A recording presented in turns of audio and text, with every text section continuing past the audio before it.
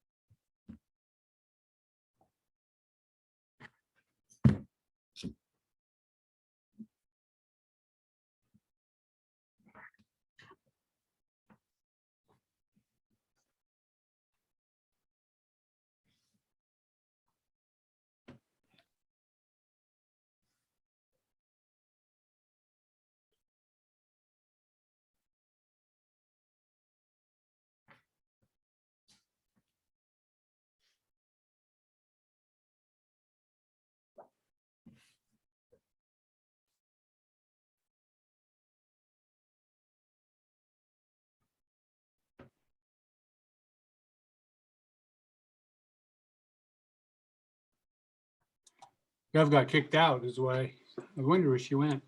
She's coming back.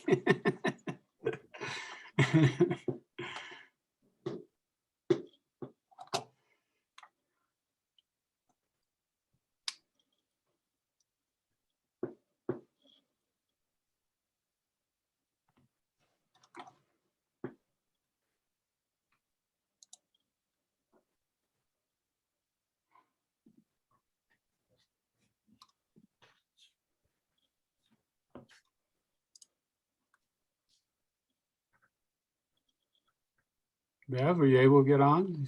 See, she's muted and no camera.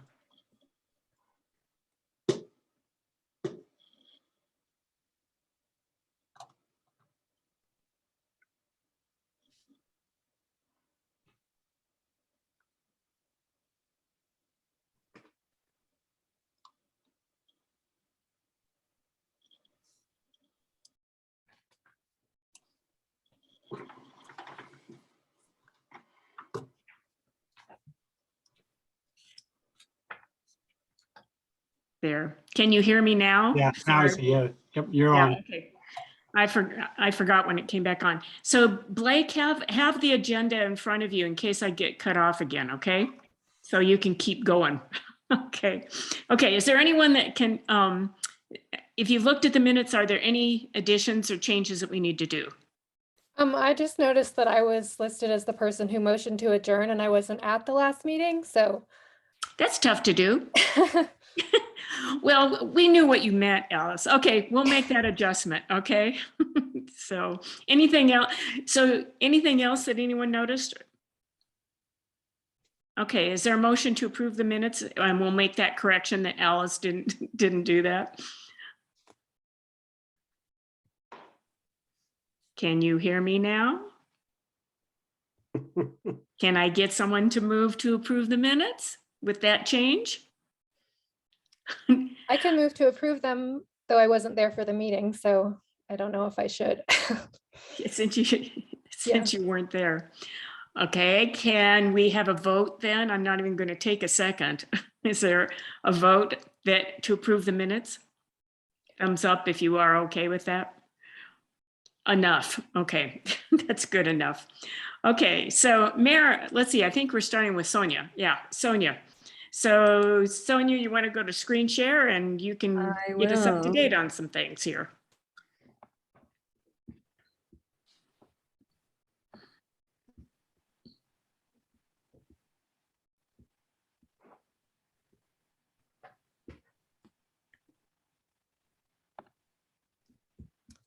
Okay, so I'm just going to start with our ELD programming mission and vision, and I won't read that to you. I'll let you take a moment and just kind of read over the mission and vision for programming that we came up with last year.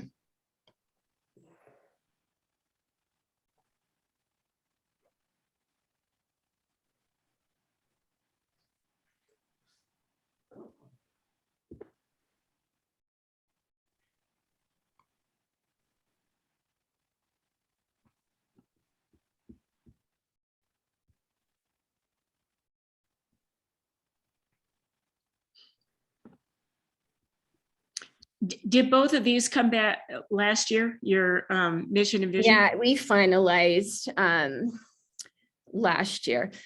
And if Okay. I have the timeline wrong, I apologize. I feel like the pandemic has changed time for everyone. Mhm.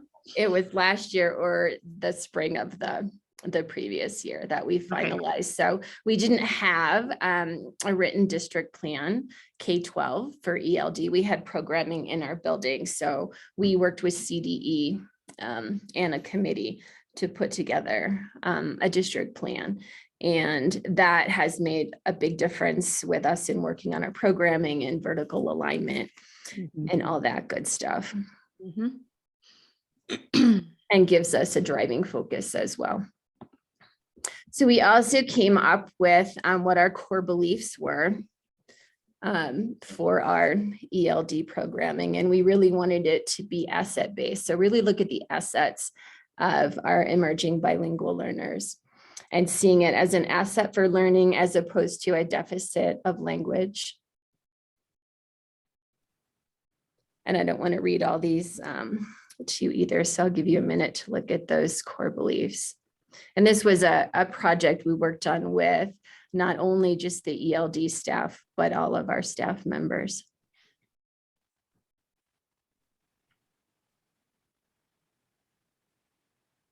So Are these you doing, beliefs, Sonia, Go are you doing, when you say effective language instruction, are you talking about both their native language as well as English, so they can kind of see parallels in the two?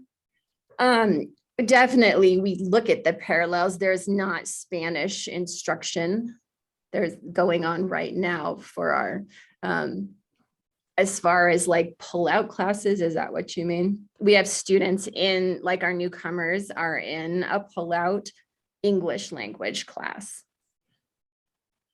I guess I was thinking in terms of sometimes with students to be able to instruct them in the concept first in their native language and then in English, just so they have an idea of what you're trying to get at. Right, and we do try to leverage that in the classroom. We do now have bilingual cultural liaisons Mhm. in all of our buildings, and they also do paraprofessional work, so that's been really helpful. Mhm. And then really continuing to work on those partnerships with families. We've made that a goal, I think, across district to really reach out more, especially with our ELD team. So that's kind of the nuts and bolts and the bones of the programming and our mission, vision, and our core beliefs. And it's been a focus as far as district improvement strategies this year as well. So let me talk just for a second about what my role is. I facilitate our ELD PLC team. So I meet with the ELD teachers and to make sure we have vertical alignment, to address any supports they might need, to work on helping those teachers to collaborate with classroom teachers. So that's what my role is. We did have a December meeting with families who speak Spanish as their first language to ask for feedback and communication and just general needs for those families. And that was held at the elementary school this year in December, and there was good turnout. I think Ruby and Patrizia facilitated that meeting. We are really happy to have staffing in all of our buildings now. So we have full-time ELD teachers in every building, and that's been a big game changer. And we were sharing some teachers for a while. So now elementary through high school, we've got full-time staff. We have our bilingual liaisons in all of our buildings. This has made collaboration and family partnering much more successful than it had been in the past. We're so thankful to have these people working with us, and they're amazing. They also provide translation for all of our students, particularly during conferences. Anytime we have new students come in, they can be met with someone who speaks their home language. So that's fantastic. Jose Almeida is also piloting teaching some Spanish vocabulary in the elementary school. I think he's in Terry's. Is he working with your kids, Terry, as well? Yeah, he is. Yeah. We've been doing that since, pretty much the whole third quarter. So since after Christmas, it's been going pretty well. Yeah, I just talked to him about that, and I'm planning to come in and see it. I haven't been able to yet, but yeah. And that's for all students. My daughter is in 2nd grade as well, and she's really been enjoying it and brings home the vocabulary and practices and stuff. So she's really, Oh, that's so good to yeah, hear. it's really exciting. Oh, thanks for sharing that. That's great to hear. We did testing. We'll have results in May. We're pretty optimistic about our results there, since we've put such a focus on our ELD students this year. And then a push for more inclusion efforts. We did a Hispanic Heritage Car Parade during pandemic and partnered with families to do a Dia de los Muertos celebration. And if you got to go to that, it was pretty fun, masks and all.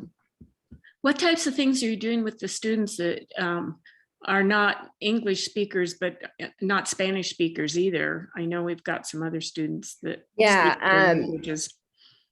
Well, newcomers all go into that language learning classroom. In the middle school, we have some kids who don't immediately go into geography or history classes. They're learning the language first. And we try to value all of that language background. Most of the kids in our building, I think we have a few in elementary who are speaking languages, a first language other than Spanish.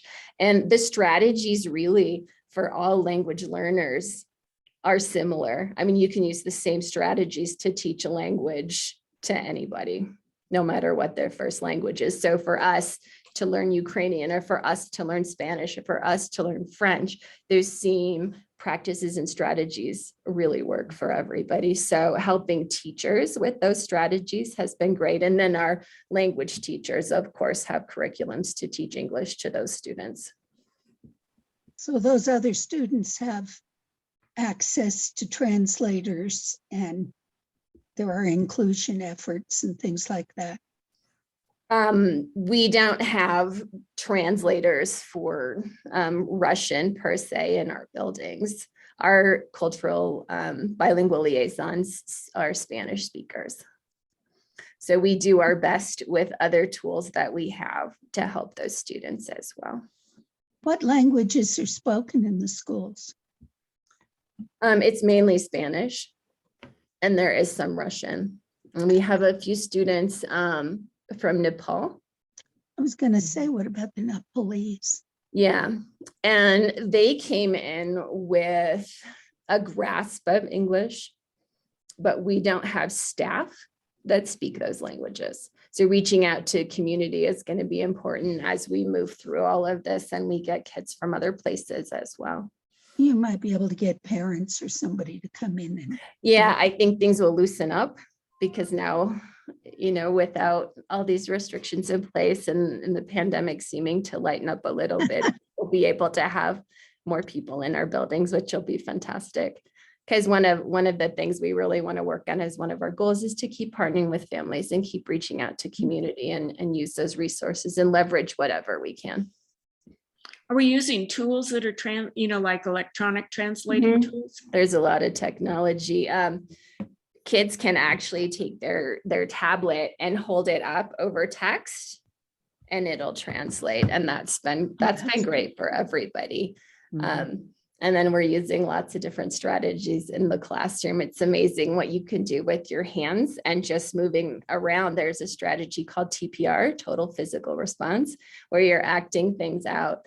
And I actually went into the ELD classroom the other day and had the kids teach me a lesson in Spanish and using some of those strategies. And it was a great opportunity for me to walk in those shoes, because one of the things they did was tell a story about something that had happened to them. And I think I got maybe 5 words.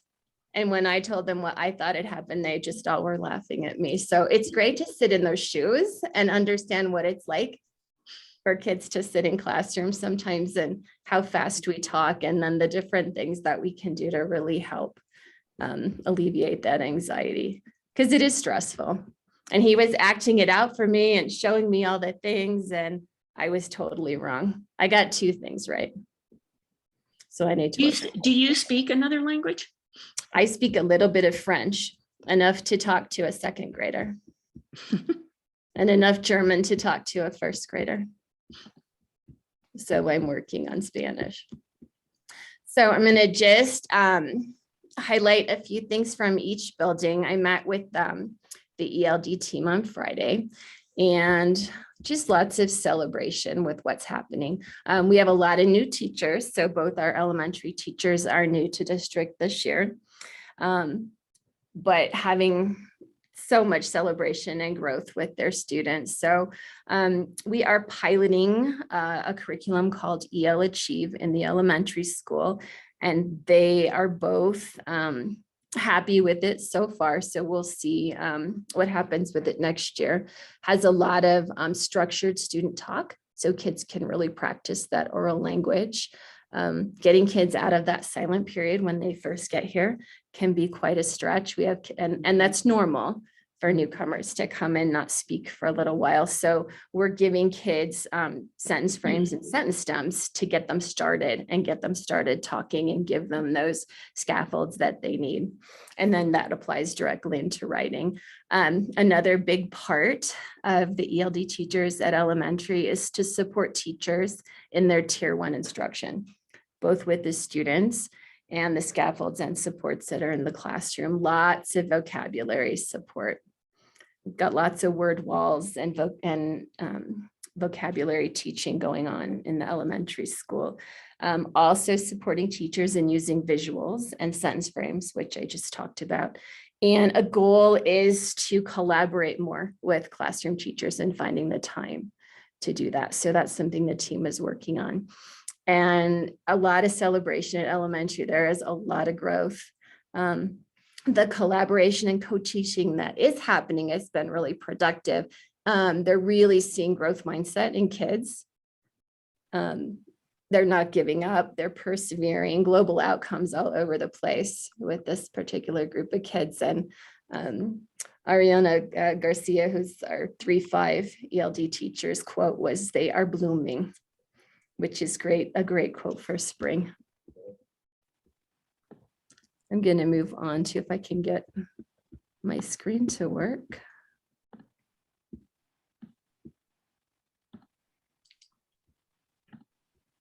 I'm going to move on to middle school. So we had to transition a little bit with teachers in our ELD classroom. Made a couple of changes, but things are swimming along now. We're using the National Geographic See Engage curriculum. Big emphasis on vocabulary, and using those cognates, which are words that are similar in Spanish and English, has been a good technique and strategy that teachers are using in there. All of our teachers are using 5 tier 1 strategies in our classrooms to support EL learners. And these are strategies that are research-based, really to help all learners. So that's had a big impact on learning. We have both push-in and direct instruction classes for our students. So teachers are pushing in to provide support to teachers and doing some co-teaching as well. And then we do have some targeted reading intervention. We have some ELD kids who are also on read plans. So we're trying to really target that for them as well. And we're also celebrating a lot of growth in our building. We see a lot of motivation and engagement with our kids. We want to welcome Jaime Caicedo. He's our new bilingual liaison, and he's been invaluable in helping us reach out to parents and students alike. Our teachers are continually implementing scaffolds and supports, and we're providing PD for all staff on ELD strategies and culturally responsive teaching strategies too. And that's been ongoing all year.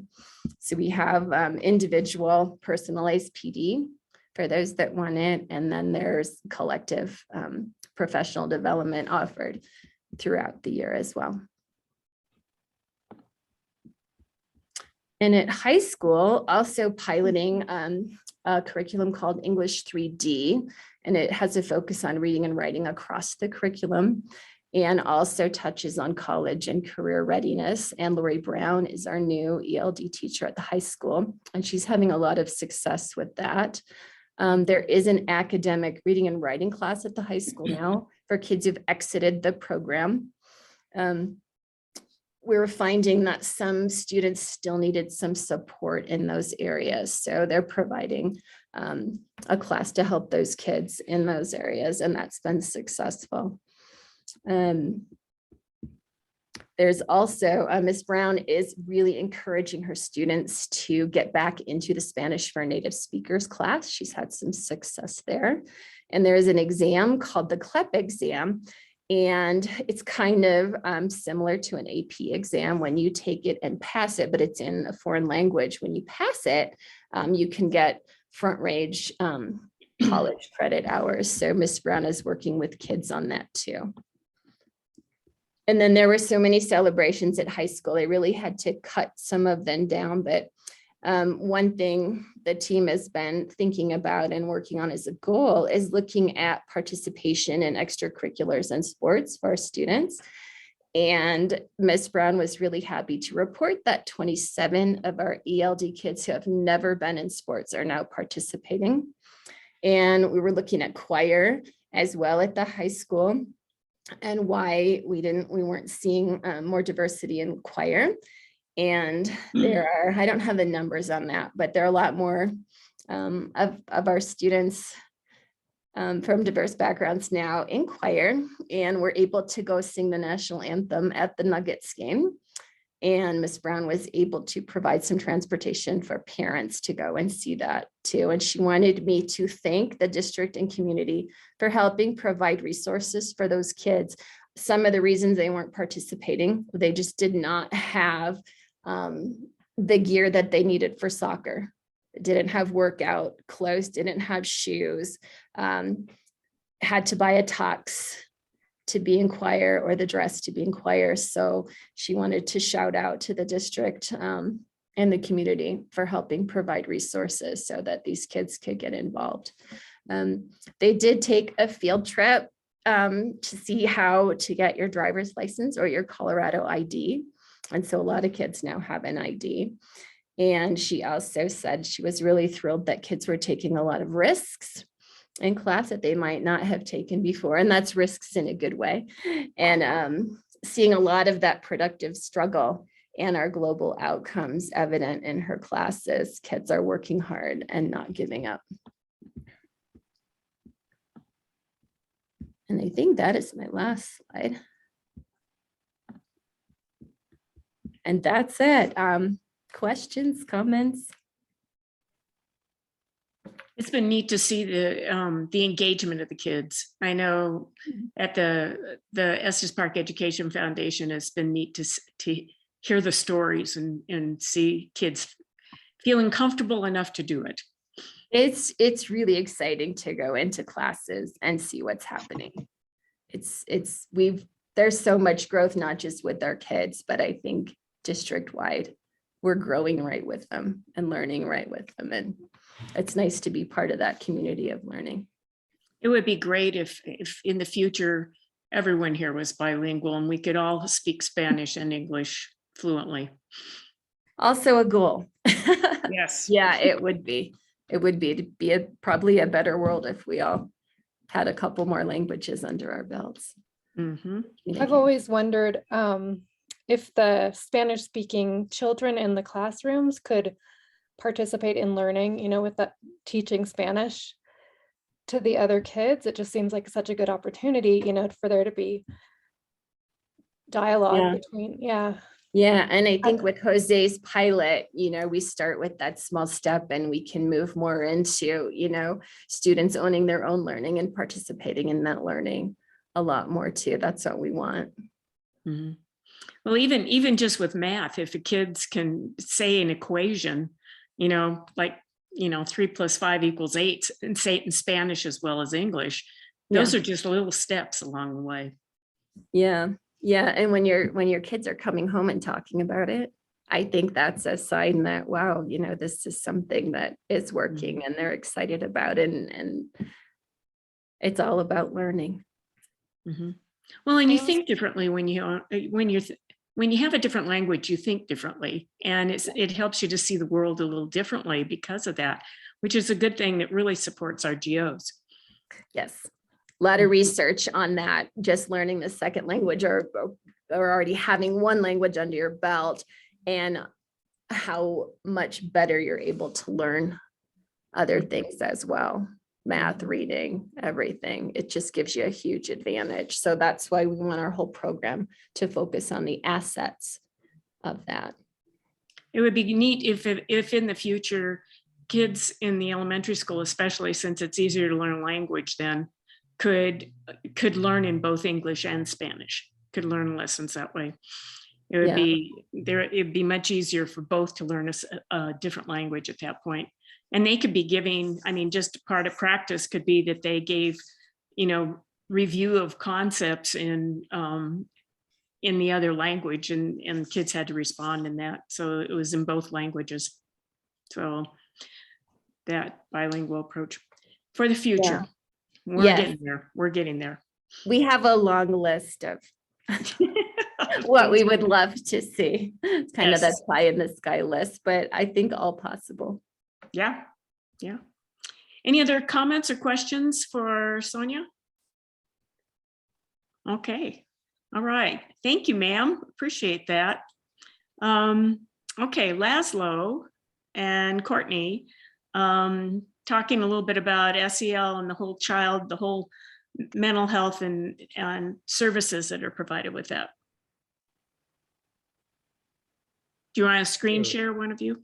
Yeah, I think Courtney's going to screen share, and then I'll be available with her to answer any questions. There you go. Okay.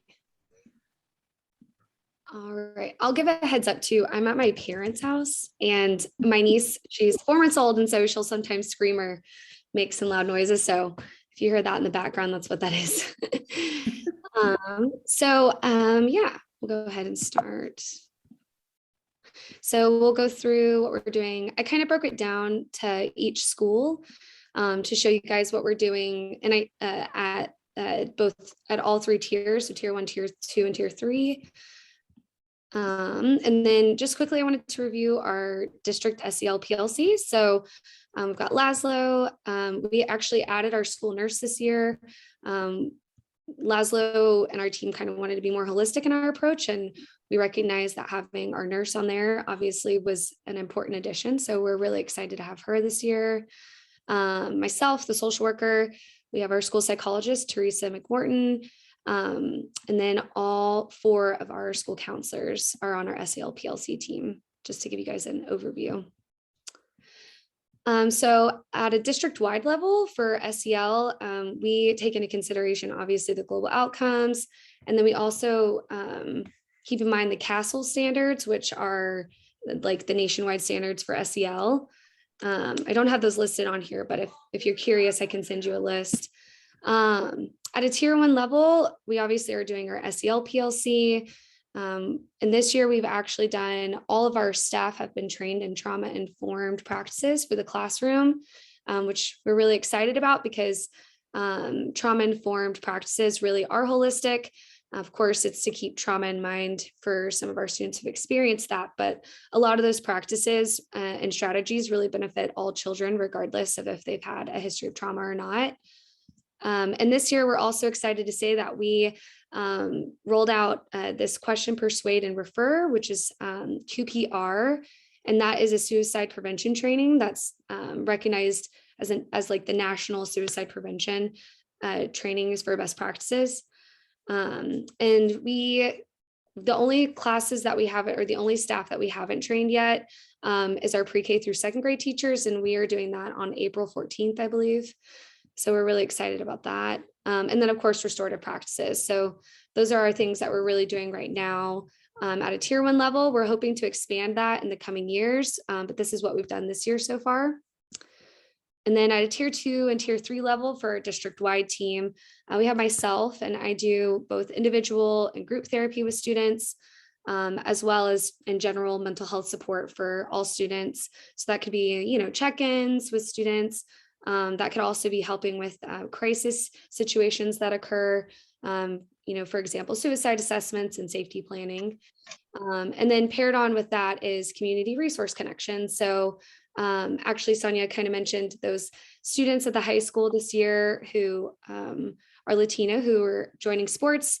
Myself and Miss Brown, and then a staff at Crossroad Ministries, along with Bright Christmas, have been working together to get those students sports gear so they can participate in those sports. So, but on top of that, of course, like basic resource connection, so housing, food, clothing, and I also do a lot of resource connection for students who need outside therapy. And then we have our school psychologist who does case management as well. So her primary roles are doing assessment for students, especially if they've been identified as needing like an IEP. She also provides mental health support, and a part of her role is doing child find, which is early identification of students who might have developmental or intellectual disabilities, and then wrapping around them early on so they're supported as they need. And then of course, we have our multi-tiered systems of support at tier 2 and tier 3.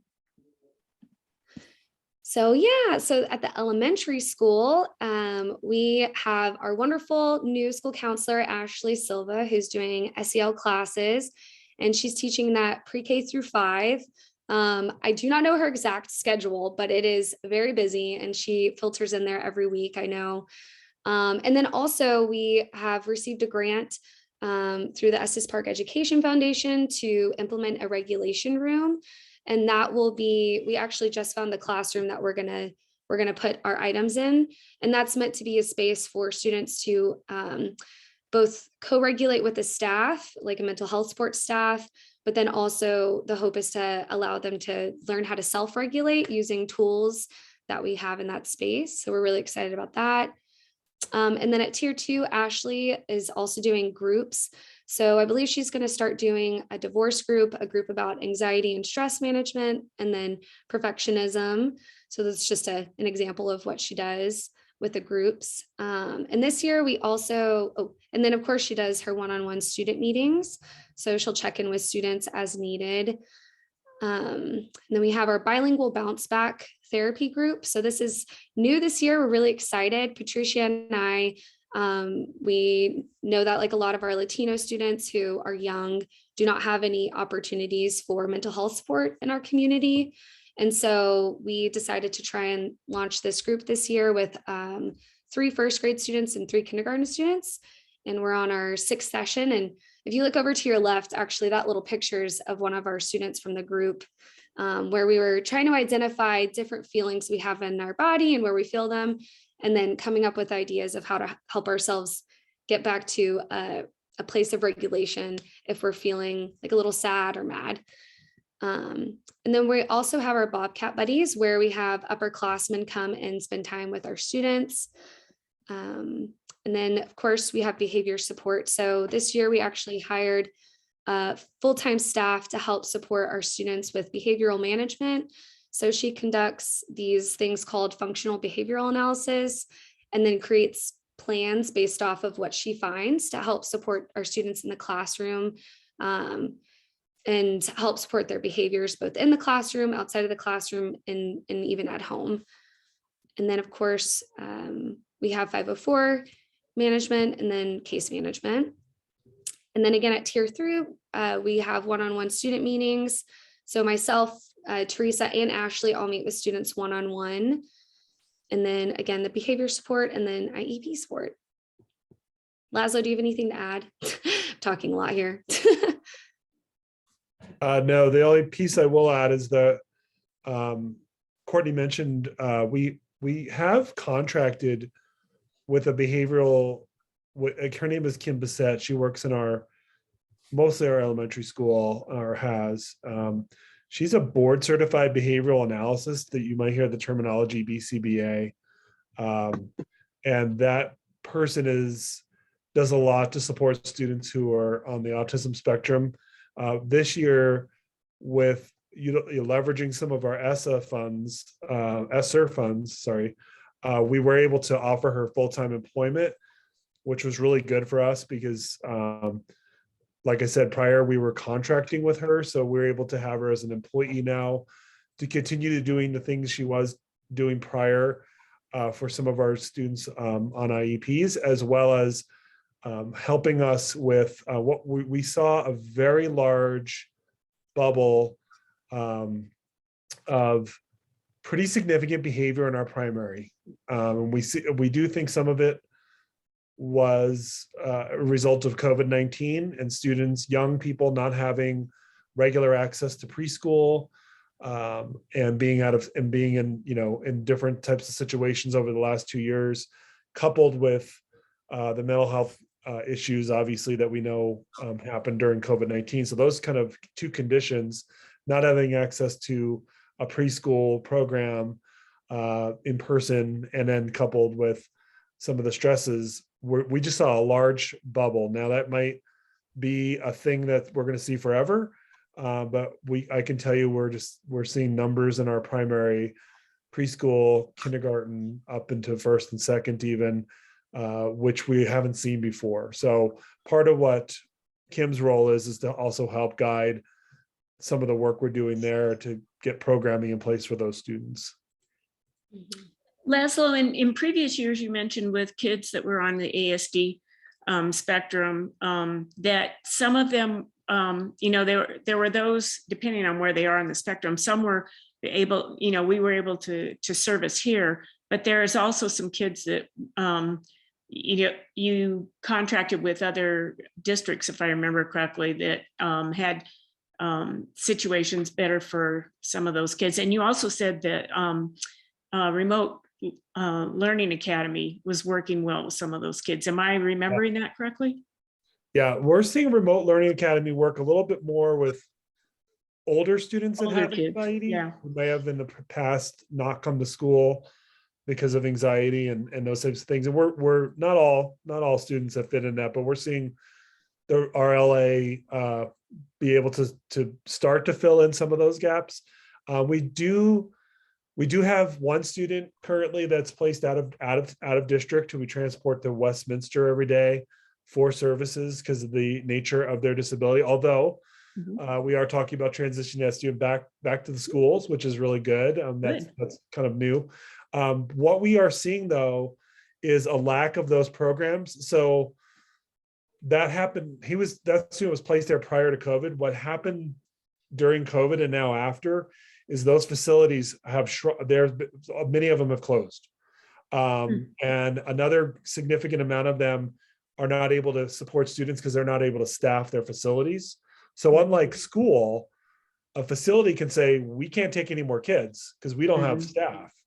A school can't do that. Like Terry couldn't say, we got a new second grader. I don't have any room in my classroom, right? We are the public school. We have to accept students that are in our community and support them. And so that has kind of put a new strain on the systems all around the state. As far as even that was difficult to do in the past, and it's even more difficult now because there are less of them, less options. I did have a student that I pursued at the beginning of the year, and I was told, this was in August when they said, well, call us in January and we'll let you know if we have an opening. That was like the response I got from one of those facilities. So while that is still something we look at, it's becoming less and less feasible from, from the standpoint of just not having the operations to make it happen, and or the facilities just not being able to support students. So Yeah. it's kind of a big problem statewide. It's being looked at the state level. In fact, there's a work group right now happening with CDE with facility schools to look at what are we doing to address that need. So good question though. Thanks. Okay. So now we'll take a look at middle school and what we're doing there. So at a tier 1 level, there we have SEL that's taught in an elective called Connections. And each middle school student cycles through that throughout their time at middle school. And then they're also doing encouraging staff to implement SEL type topics in their advisory periods. This year we did our Red Ribbon Week. We did notice an uptick in some of our students disclosing that they're using substances to help cope with mental health, or just noticing that some students had been getting in trouble, getting caught in school with that a little bit more. So we decided to really push hard and do some education around drug-free campus and drug-free schools. So that was something we did this year. And then also we have the Bionic group. I can never remember what all those letters stand for, but it's basically a group that does the spread kindness around the middle school. I know the counselor, Sam, she is the staff who oversees that club, and they do things like make blankets for students who are new. And I think they actually are the ones who did the new student lunches. I don't know if Sonia's on here, she might correct me for that. And then they also have Quest for Success, which is an opportunity for students to take this class and learn, what career path are you wanting to go on in the future, and inviting different professionals in different fields to come and talk with students. And then also eventually doing some field trips for the students to different places to explore what careers are out there. At a tier 2 level, Sam is meeting one-on-one with students. And she's also doing various student groups. She also did a stress and anxiety management group, a friendship group, and then also one on, I think it was academic skills learning. So for students who kind of struggle a little bit, like a group where they could all come together and learn. And then of course 504s. And this year we actually were able to get restorative justice kind of slowly back into the school. And they are running a girls circle at the moment. And then they're also hoping to get a boys circle going. And this year they actually purchased a curriculum for some of our non-binary students who fall under that LGBTQ+ category. And so I think they're hoping to run that as well in the future. But as of now, it's just the girls circles. And then of course at tier 3, we have one-on-one student meetings, and then of course IEP support. And then at our high school, we have going for our tier 1 level, we have SEL taught in advisory classes on Mondays, and the school counselors actually create the content, and the teachers share that out with their students during advisory. And they focus on various SEL topics throughout the school year. Similarly to the middle school, we did a Red Ribbon Week, drug-free school at the high school. And actually at the high school, we also did, what's it called? Basically, we had all the students get together and we did a short presentation over psychoeducation about substance use and what impact that has on students' developing brains. And then also different resources out there that students could access if they are struggling with substance use or has a family member who's struggling with substance use. And then they also implemented a calm room this year, which I can say from firsthand, from just being in the school, that room has been utilized a lot. It's a small room next to both the high school counselors, and it's just a space for students to go and take a break. They have adult coloring books and some fidgets, and then a Himalayan salt lamp that kind of creates a calm environment. And the students have responded really well to utilizing this. Our hope with that was we have seen students who will leave campus if they're starting to feel their anxiety or stress arise. And so this was like our attempt at saying, hey, like, we understand that sometimes you need breaks, like, but don't leave campus. Like, please utilize this space and stay. And it's definitely been really effective in doing that. So that's been good. And then at a tier 2 level, we have one-on-one student meetings. I know obviously Samantha and Stephanie meet with a lot of students, and I'm meeting with probably like 6 or 7 students, 5 of whom I'm doing individual therapy with. And those are students who don't have health insurance and or whose parents couldn't afford therapy. And then we are, of course, doing restorative practices and then case management for our students, 504s. And then this year, we also, whenever we were doing QPR for our staff, the suicide prevention training, we tried to pair that with some psychoeducation for our students. We were only able to get it into our senior classes, but it's a curriculum called Reply that is provided by the Alliance for Suicide Prevention in Larimer County. So they sent staff for free to provide this training to our seniors. We're hoping in the future to get this into all of our high school grades and then even our middle school, but we're making slow progress there.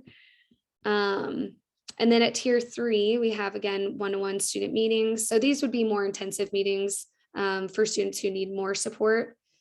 And then, of course, IEP support. And then this year, we actually partnered with an organization called COSLAW. It stands for Colorado Opioid Support in Larimer and Weld County. And so they actually help adults and youth who struggle with substance use and mental health issues. And they have sent every Tuesday, we have a peer specialist who comes to meet individually with some students and in groups of students from 12 to 3:30 p.m. And they're also hosting an after school support group for parents whose students might be struggling with substance use to help give them tools on how to have conversations with their students about this. And then to also just figure out ways to help their students stay clean if they're trying to steer clear of using substances. So yeah, what's to come. So our SEL PLC, we're really working hard to identify various gaps in our SEL world at our school district. And then as a team, trying to figure out what solutions we think would be best to address those needs.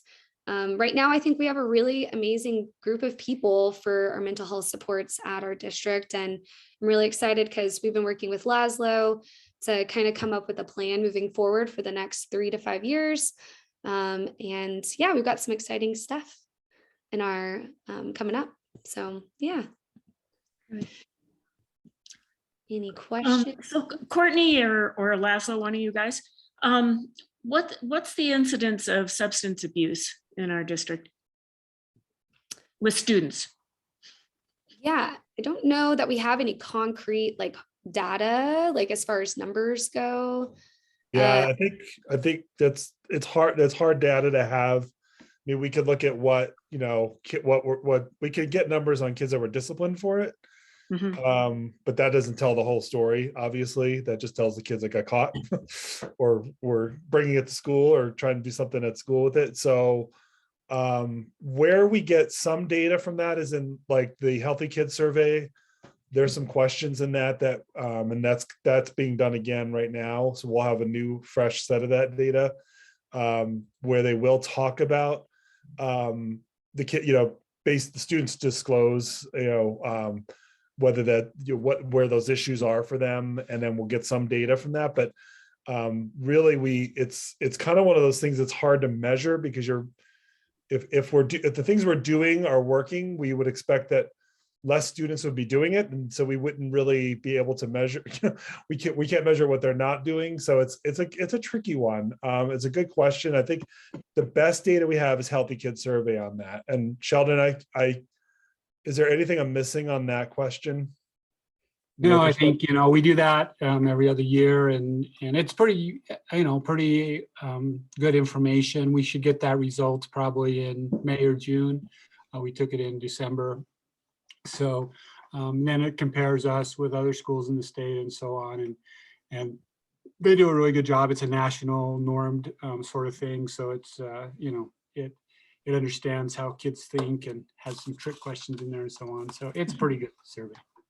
I was just wondering if you had any data to show if there's been an increase at all pre-COVID versus post-COVID.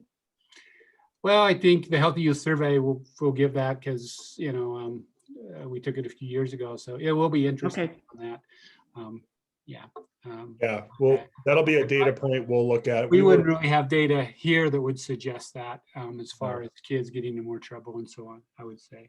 But the idea is that perhaps there is some self-medication. So we just have to see what that is and go from there. But either way, we know kids are using, and we're always going to do what we can to give them the Sure. support they need. So I was just wondering if COVID had been a it's possible. instigator Yeah. on that. I would guess it Okay. would be to a certain degree. Anything else that you guys want to add, or any other questions that people have? Yeah, the one piece I wanted to just add, Courtney's been great in her role. We actually, I don't know if the committee is aware of this, but we pay for Courtney out of a grant from Larimer County.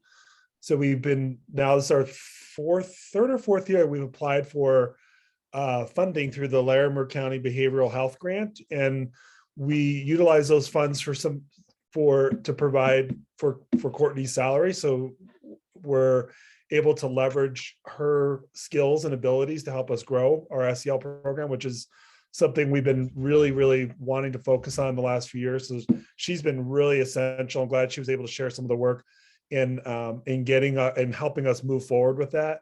The other piece that Courtney and I are just beginning to kind of wade into is partnerships, because we know the school district can't do this alone. And so Courtney spent her first year, she started in COVID, so her second year really now being able to kind of reach out to groups that are starting to get their feet under them again and look at who can help us support the mental health needs of our students. So we're working with a group, is it called La Casina? Courtney, correct me if I'm wrong. La Casina, who is out of Fort Collins, who is one group that we're looking at possibly partnering with. We've been working with Life Stance. They provide teletherapy, which has become a lot more, as we all know, through the pandemic, we are seeing teletherapy become more useful for people. And so there's some benefits there, not for every student, but there's some things we're looking at there. And then just some other partnerships around just a provision of mental health, whether that's through our community or through the district, to help families get that in place for students that need it. So there'll be more to say on that as the years come, but that's another piece that we're really trying to explore, is how do we partner to get resources for our families? Are you guys using, I'm sorry, Courtney, were you about to say something? Oh, I was just going to add, the reason we're specifically looking at La Cocina that I wanted to highlight is because there really isn't any mental health providers in Estes Park who are Spanish speaking.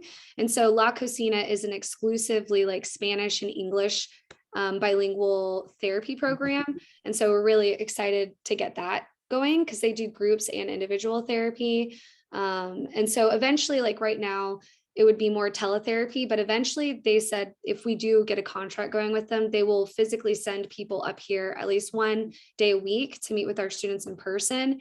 And so I think like whenever we did our ESSER funding survey to see what like people identified as like our greatest needs, it was supporting our Latino families and then also trying to increase that SEL mental health support. And so Laszlo and I were really excited when we found this group because it kind of does both of those things. So I just wanted to add that as well. Okay. I was curious too, are you guys using exercise as a behavioral intervention? I don't know what the status is at the ELC right at the moment over at the middle school, but I was just curious where are we right now with that?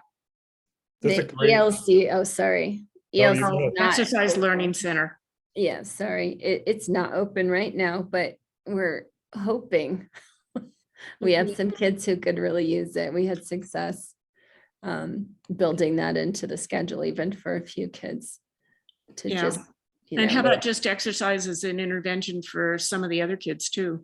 That was, that's a great question. That's why this was the first year we brought Caitlin, our nurse, onto our SEL team. Because of that reason, I think there was like sort of this separation of mental health supports and SEL supports and then just holistic health. And so one of the things we're actually looking at doing with that PLC group is looking at not only the CASEL standards, but then lining those out back with our health standards. And with that is going to be nutrition and exercise and all those pieces that are part of, we know that's all part of that Mhm.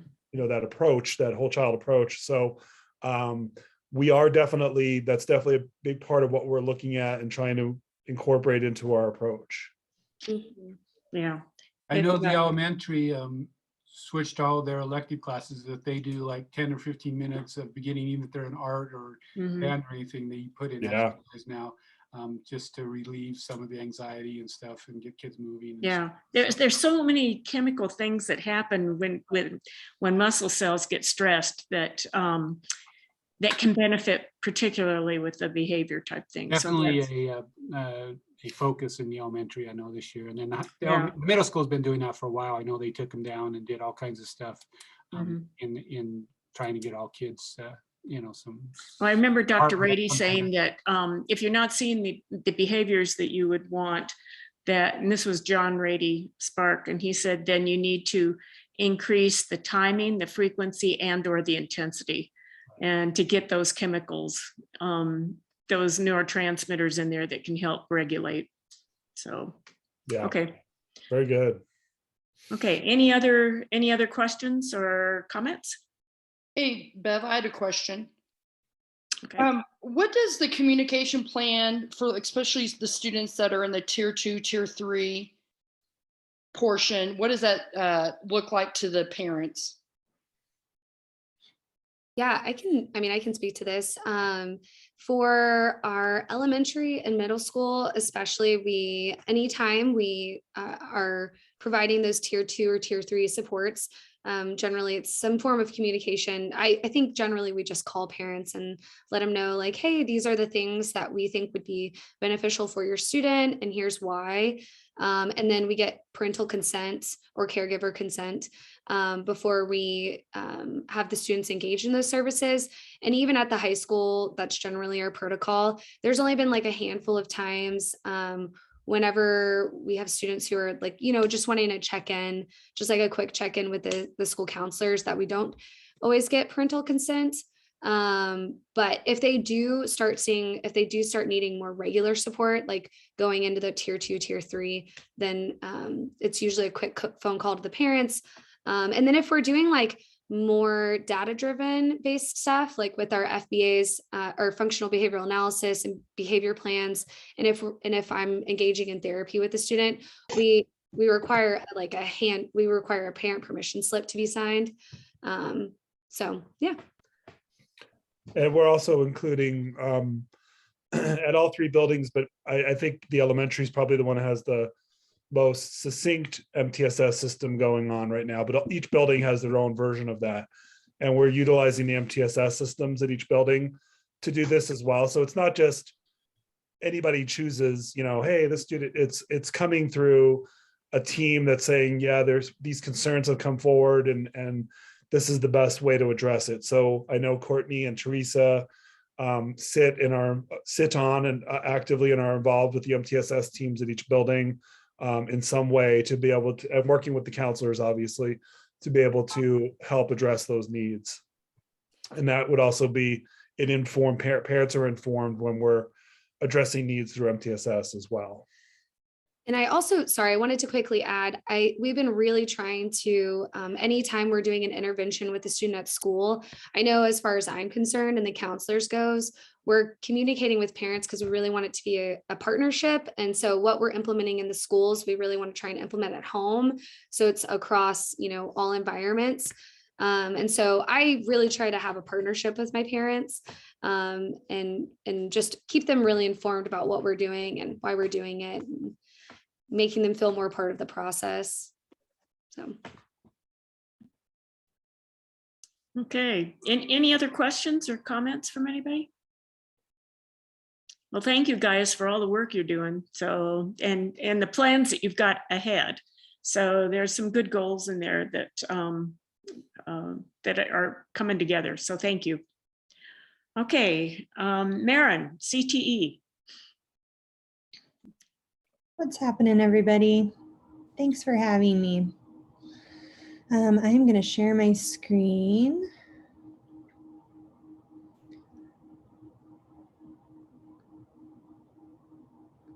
I hope this works. I have never encountered these messages before. Am I allowed to share my screen, Bev? As far as I know, you're, because Sheldon, you're not on at all. Yeah, I mean, yeah, you should be able to. Are you on an iPad? No, I'm on my laptop, and typically it just lets me share it right up, but And the it's other two giving me- shared fine, so I don't know what's wrong. So yeah. giving me all sorts of warnings.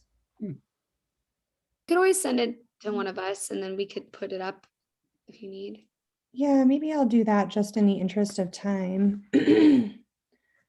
I'm gonna send it to you, Courtney. Thanks, Courtney.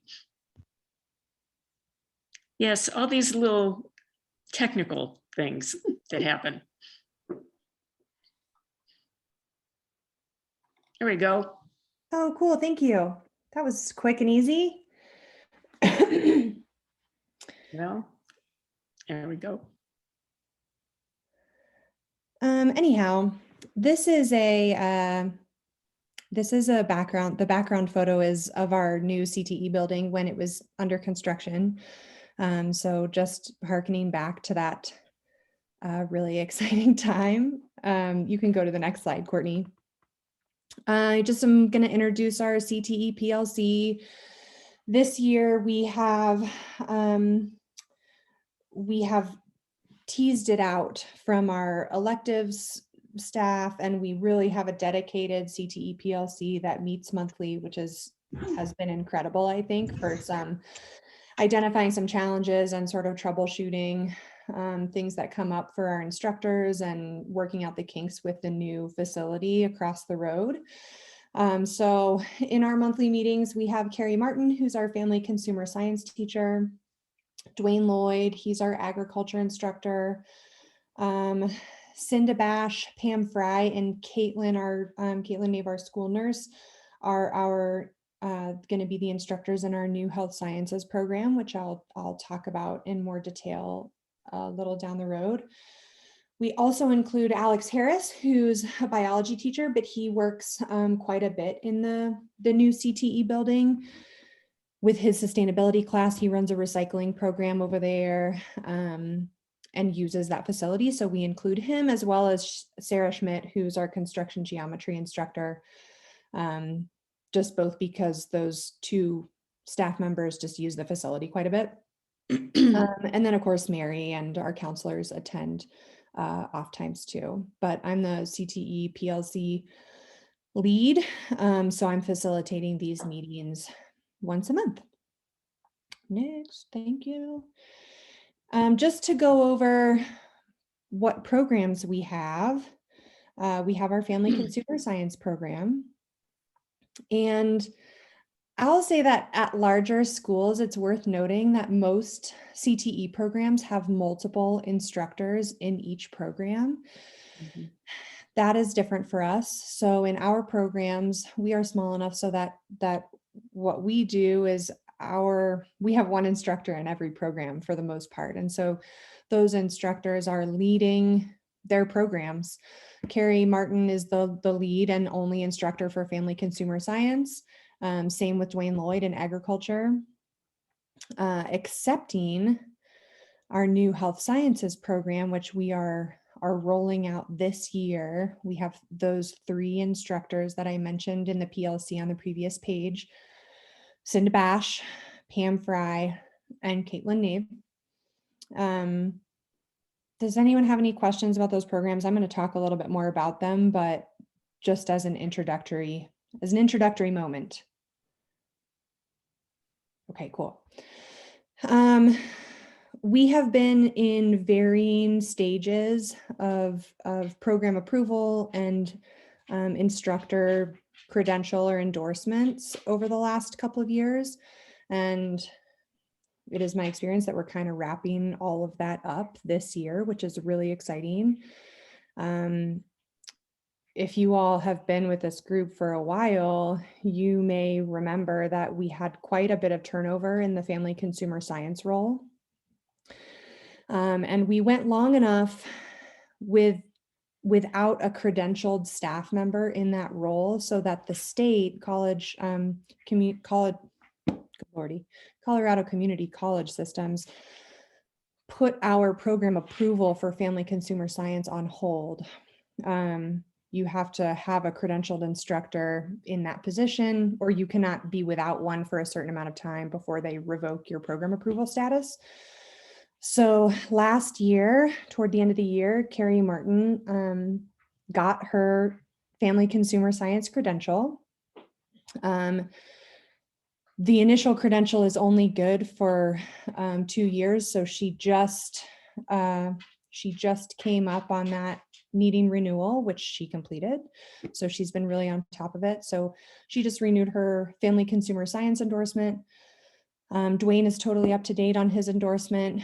And then as we roll out the health sciences program, those 3 instructors, though they have been working in the industry and teaching the courses in the health science course matrix for some time. For example, Pam Fry has been teaching anatomy and physiology and sports medicine at Estes Park High School for, I don't even know how long, guys. How long has she been teaching?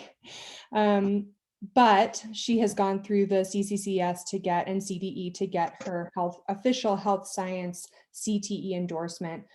She, along with Caitlin, our school nurse, and Cinda Bash, Caitlin and Pam have just received their health sciences endorsements last week or like a week and a half ago. So that's moving along. And Cinda just submitted all her documentation to CDE at the end of last week. So we're hoping to hear about her in short order. All of these things, that the sort of a cart before the horse, horse before the cart type of situation with the state around career and technical education program approval. And what program approval means, you guys stop me if you already know, but what program approval makes us eligible for is federal Perkins grant funding. So we can teach all of these courses. And in fact, in many cases, we have been with health sciences. And before Carrie was credentialed, we have been in family consumer sciences. We just can't ask for funding from Perkins federal funds. So joining that club with an approved CTE program makes us eligible for that. So horse before the cart, cart before the horse. You cannot submit an application for program approval and have it be considered unless you have your instructors credentialed already. So we have been waiting for, we were waiting for Carrie's instructor endorsement. We're waiting for the health science team's instructor endorsement to then submit these applications for program approval, which will happen. It has been my goal to have that happen before my maternity leave starts in early April.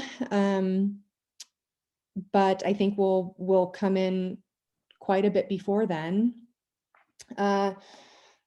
We just submitted our family consumer science application a couple of weeks ago, and they turned that around for conditional approval in pretty short order. So we have that. It's a big celebration. And the health sciences application should be done as submitted anyway, as soon as Cinda's career and technical education endorsement in health sciences comes through from CDE. And in case you are interested in knowing, the reason that we've been hot to trot about getting these programs approved right now is because with health sciences, Cinda launched a student professional organization in health sciences that's called HOSA. She launched that last year, and you are allowed 1 year of grace period to run your student professional organization under a non-approved CTE program. So in order, and I don't know if you know this, but HOSA is incredibly popular at the high school. And our students are very successful at competition.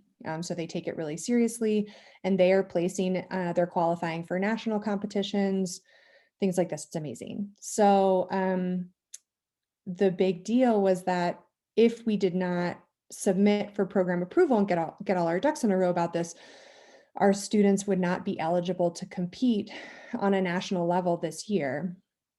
So we've been working hard to make that happen, working hard to talk to the administration team to make sure that this is a direction that we wanted to pursue, talking about budget and getting our staff credentialed. And then the family consumer science program approval, we just really wanted to be able to access those Perkins funds. So we're making it happen. So all three of the teachers, both Caitlin, Pam, and Cinda, must be endorsed in order for the whole program to be acceptable? Is that right? That's not true, I don't think. It's just kind of easier that way in the Colorado Community College Systems gateway, where we submit this application and do all of our record keeping and reporting to the state. It's just an easy way to do it, to include all of those credentialed instructors in one fell swoop. Okay. Yeah, I think what I would say on that is that we were teaching the classes anyway with Pam for years, so why not credential her? So we're also, it's not even around Perkins money or whatever else. It's really about building a program that meets all the kids' needs, and by following the CTE pathways, and it gives us the host opportunity as well. But because Perkins money isn't that much money, but it is important that we follow those programs and blend all the things that we're doing together, so kids have multiple opportunities, and multiple teachers allow us to do that better throughout the system. And that's why we haven't even, Kate, Miss Naves, our new nurse, can actually teach college nursing. So we're trying to bring her on to do something in the future. So some of this, is in development, but the idea is to build a robust program of stuff that we've already been doing, but bringing it all together into a clear career cluster that gives kids many opportunities. Will this give kids concurrent credit with community colleges? Well, some of them can. I mean, if the class qualifies for, sure it can. And if the teacher qualifies, you have to have a master's and so on. But yes, some of them would be eligible for concurrent as well. So it's a combination of CTE program and a regular programming and concurrent programming all together to build really what they all want all CTE programs to do, is all multi-layers of any level of kid that wants to go to, whether it's for your college doctor or a radiate technician, they still have that experience. So. Yeah, and to second what Sheldon said, the Perkins money, and to speak to concurrent enrollment too, Bev, we have last year the state they updated the Perkins and CTE legislation, so we are operating now under what they call Perkins 5, and that rolled out in. What I mean by that is we had to start adhering to that legislation this past year. And one of the things that it stipulated was that a district of our size, or a district that receives less than, I think, $15,000 in Perkins funding annually, which is us, we can no longer be what is called a standalone district, which we had been for some time. And Perkins 5 requires that we enter into consortium with another district, and it doesn't stipulate the size of that district.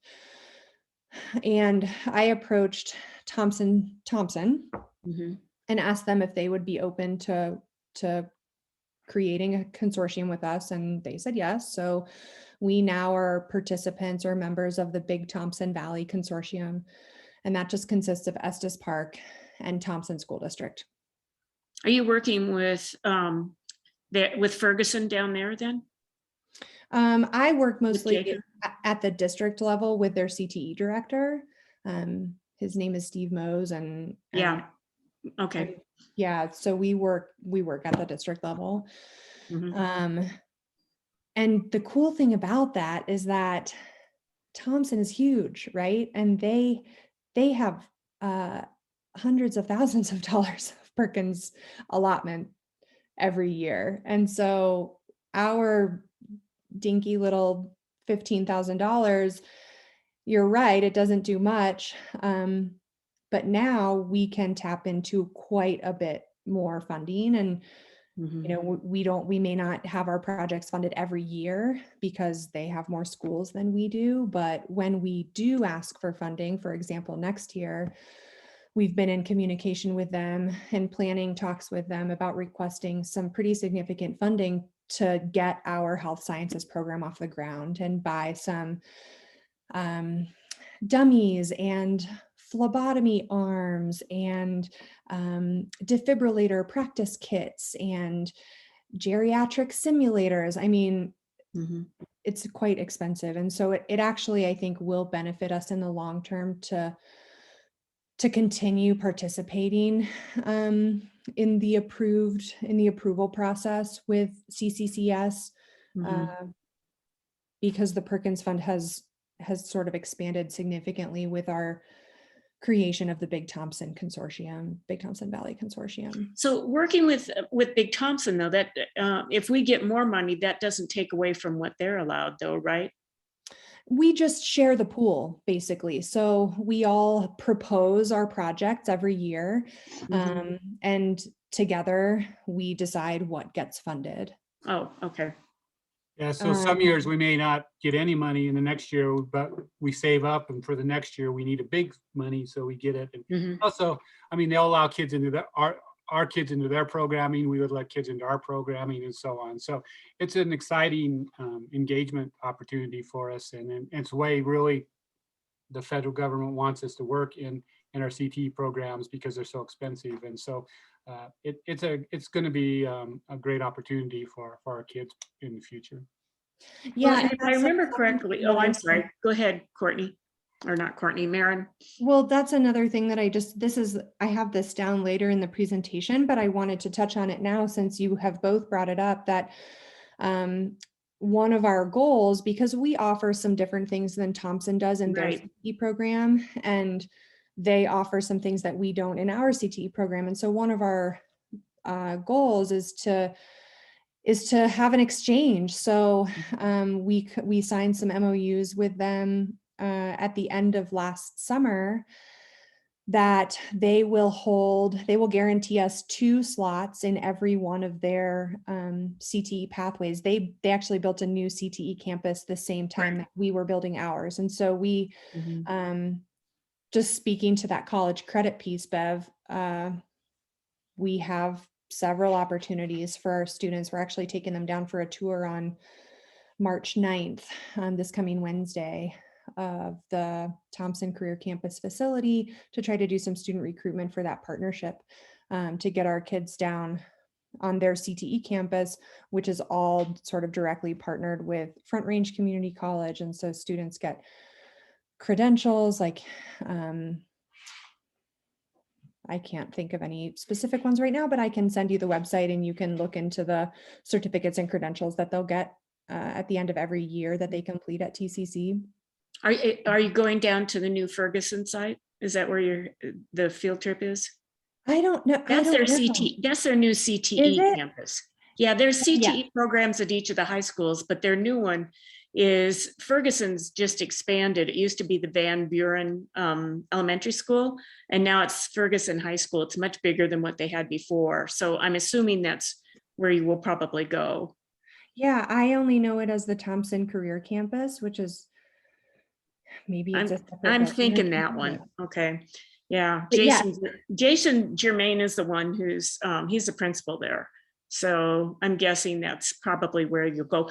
What I recall from before too was that we offered agriculture up here that they don't necessarily have down there. Is that one of the ones what Dwayne does? Is one of the partner things that we do? And natural resource management. Yep. Okay. Just curious. Okay. It's neat. It's a neat program what you guys are developing here. So, You can hit the next slide, Courtney.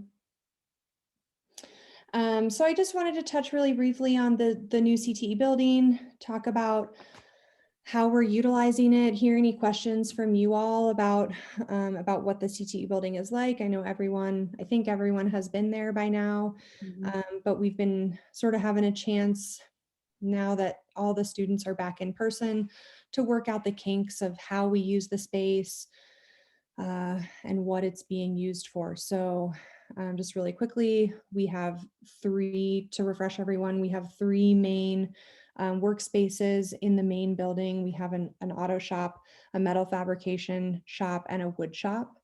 That's on an open floor plan. So you can see all of those areas from each of the other areas. And then separately, we have a classroom space, we have a sort of a workroom, and then we have the 60-foot long by 25-foot passive solar greenhouse on the south side of the building.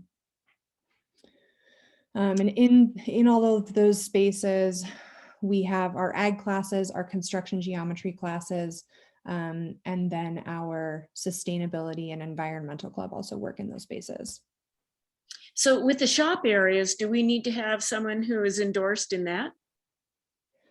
Great question, Bev. Interestingly, there are approved CTE pathways in all of those areas separately. Agriculture, an approved CTE pathway, is sort of like an umbrella, and someone who is credentialed in the ag pathway, though they may not have experience, for example, Dwayne's expertise lies in natural resource management. He is not a car mechanic, but because he's a credentialed ag instructor, he is certified to teach small engine maintenance, for example. Wow. All we have to do is add ethanol to it, right? Grow it and process it and put it in the engine. Interesting. Okay. I will say that just to be transparent, we're still working on effective management of that space, I would say. It's really big and it is a lot for one person to manage. And so I think we're still kind of troubleshooting how to support Dwayne in making sure that all of those spaces are being utilized to their full potential, and that we are doing a good job keeping things clean and making sure that projects don't pile up in front of the breaker boxes and violate the fire codes and, things like this. So that is a process that we just are continuing to work on. And I want to say very clearly that specifically Mary and I are just constantly talking to our instructors and working with one another to make sure that things are staying safe and that we're figuring out ways to utilize those spaces, but it's a process and the space is new. So we're learning, all of us. Most recently, we have been giving lots of attention this semester to safety and liability. Sheldon and Brian Lund and Mary and Ruby have all been working really hard with me to get information about what our insurance coverage is and what is legal and what we need to do to make sure that our students are safe and that the school district's liability is locked up pretty tight as we continue to scale these programs. Courtney, would you mind just clicking that presentation there? This is just a quick safety and liability presentation that we went through at our Cte Plc this month. If you just want to toggle through some of those slides, basically taking information from our insurance company, their risk control recommendations, what our coverage actually is, and then talking about what action steps we're going to be taking in our classrooms and in the district to ensure that we're adhering to and enforcing these policies. One of the biggest ones is parental consent. So anytime a student is entering into our CTE building, if they are not taking a class, we basically need to be making sure that they're staying in the egresses, that they're not entering into workspaces, which are all clearly marked in the building. If a student is going to be using that space, that they would, their parents need to provide consent. So we're going to be implementing a little extra paperwork process at our registration time every fall, where students that are registering for these classes are providing consent with their parents, and that will go directly into PowerSchool. Another big example is students really like to bring their personal vehicles into our auto bay and tinker around. They change their oil, they rotate their tires, you know, different things like this. And we just wanted to make sure that students were being safe. And then, you know, for example, if like Roberto's wheel comes off while he's driving down Manford Avenue after having his car in our shop, and a bunch of other students were tightening those lugs, that we are not going to have our CTE program shut down for something like that. So action step there, we're going to be having students sign, students and parents sign waivers if they would like to bring their personal vehicles into our shops. Anyhow, it's just been a focus of ours lately, to make sure that our CTE program is really dialed in with our safety protocols.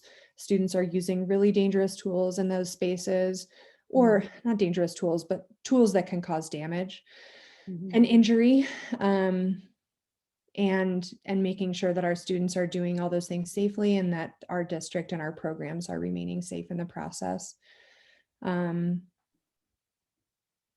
One of those big ticket items too is supervision, you know, that students really need to be supervised at all times. No student should be in the building without an instructor present. No student should be working on tools without an instructor present, things like that. Thanks for showing that extra slideshow. I can send that to anyone who's interested if that's something that you'd like to have. Okay, thanks, Maren. Next slide.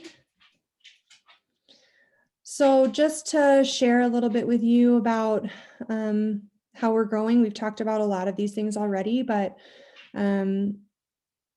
we're expanding our program offerings, which is really exciting. And health science has sort of been our first frontier as we grow our programming.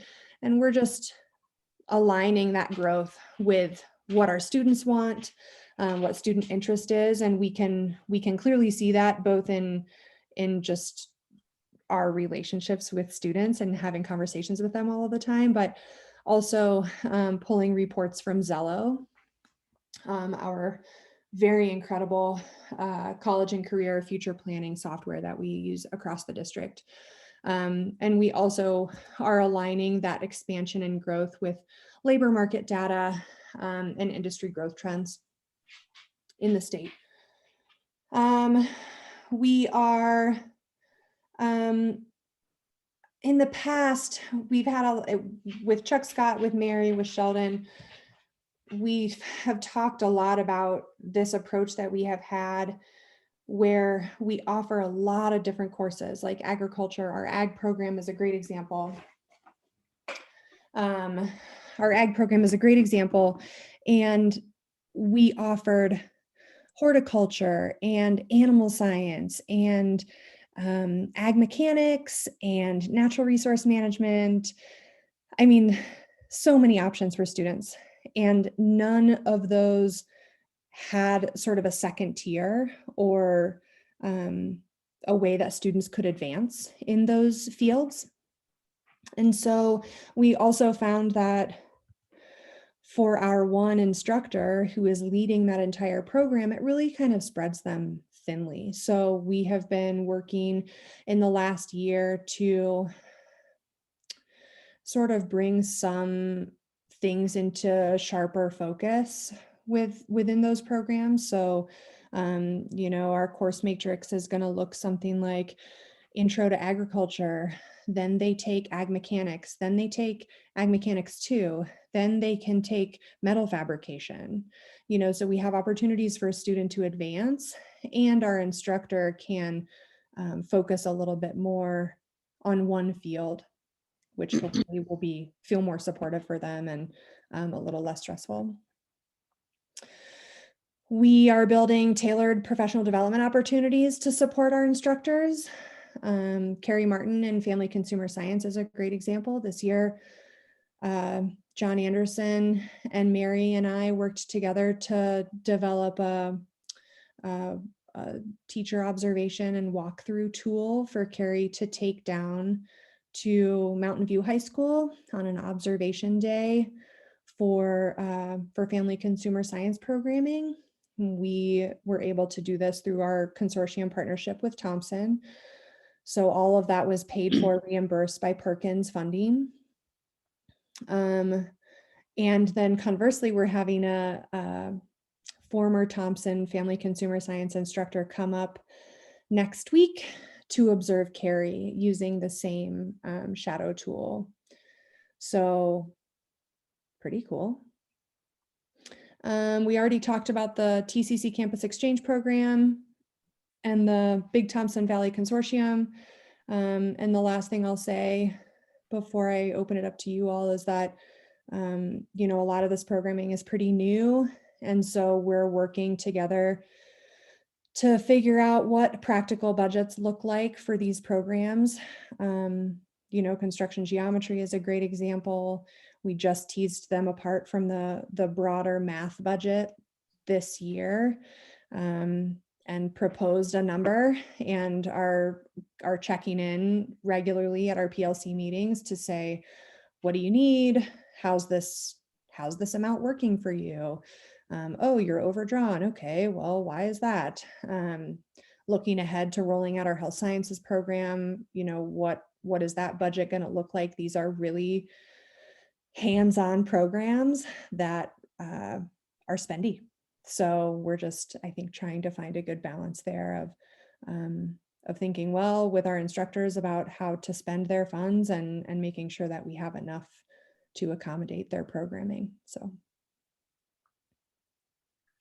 on the budgeting thing, for example, with Sarah's construction group, and can they contract with people outside the community to build, like they're doing a storage shed, they built a storage shed for the foundation.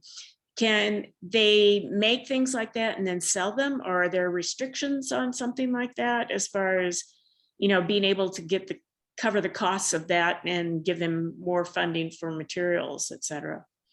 Yeah, actually, we just were talking to a construction math teacher from Grand Junction. And she works on their career campus, which has been established for 20 years, I think she said. And their projects are exclusively contracted by the community. So they don't build anything unless someone asks them to build it. And then the students, they make an estimate, they bid the project, they give quotes, and then they buy the materials, they're reimbursed for everything. Or not reimbursed, but the students sell this item that they're making, which they've been contracted to make. And I know that is Sarah's goal, or that is our construction geometry program's goal. I think they are finding that because we are so new, that people just don't know yet that we have that capability. And so one thing that we've talked about is just how to get that information out there to help with visibility so that more community members will start coming to us to ask our students to complete projects for them. Did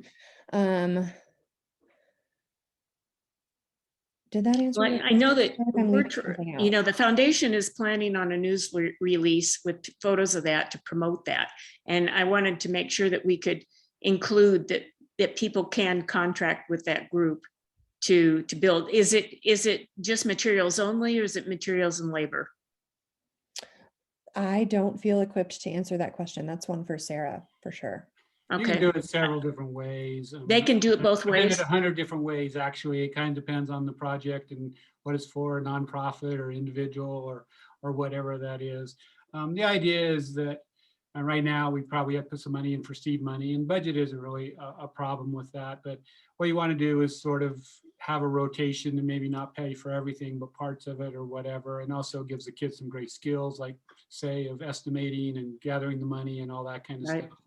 And so it doesn't have to be like 100% paid for, but we want to just make it real world as possible and collect money and you know, lease materials and then a little bit for other things as well, just to sustain the program. It's not about making money, it's about sustaining the program, whether it's a greenhouse selling products or Right. building something and then making sure, you know, that you're meeting whatever the guidelines are, right? So I know you can't build trailers and those sort of things because I've already got in trouble for that, but there are things that you can make and not make. So it's just really about doing real stuff and getting these things out there and supplementing, I would say, the budget.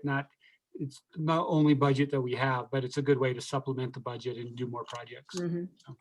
I was just curious because I can remember sometimes they can't charge labor, but can charge materials. So in Yeah, some I mean, there's situations- several ways. I mean, you could just do it by, here's a shed, this is what it's going to cost you, right?